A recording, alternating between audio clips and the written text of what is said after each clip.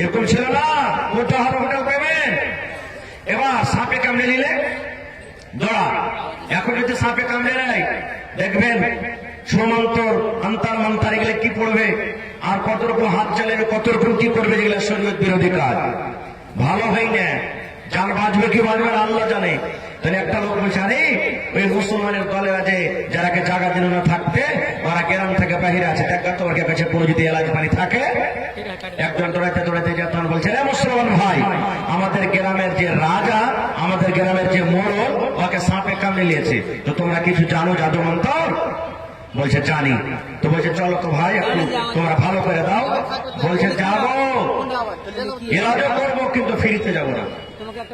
এলাজ করবো ফিরিতে যাবো না। কি নিবে? বলে ছাগল লাগবে, মজুরিতে ছাগল লাগবে, টাকা লাগবে।